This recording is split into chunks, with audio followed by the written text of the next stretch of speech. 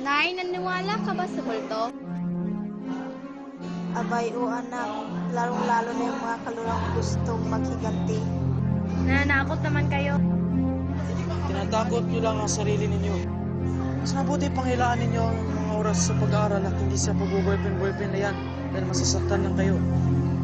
Kaya makinig kayo dahil kayo lang ang pag-asa para maiahon natin ating buhay sa kahirapan. Nakikinig ba kayo sa akin mga anak? Opo, tay.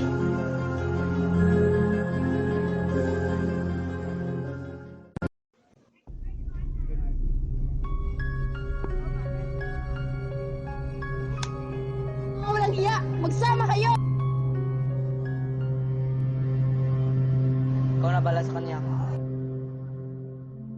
No problem, boss.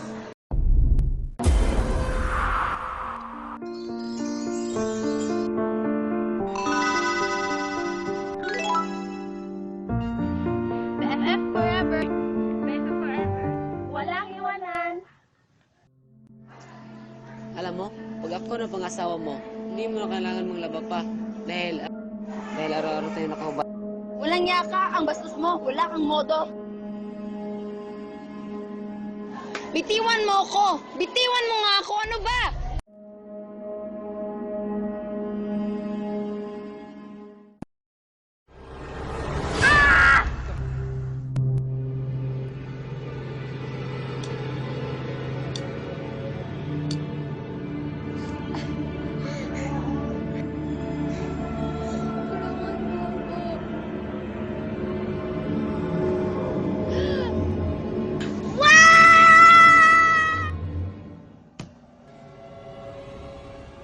Sige, subukan mo magsumbong.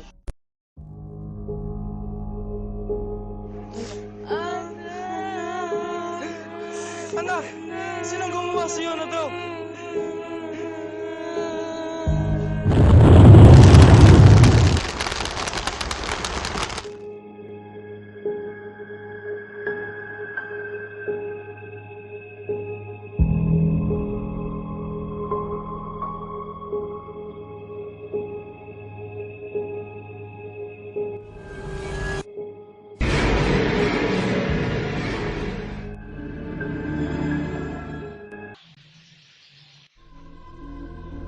Ate!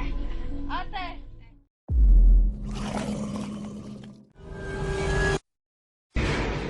Ate! Ate! Tigilin mo na yan. Kagapin mo na nawala ng ate mo. Hindi siya titigil hanggat hindi siya makapaghiganti. Ano mo bang sabihin kung ano ang nangyari sa aming anak?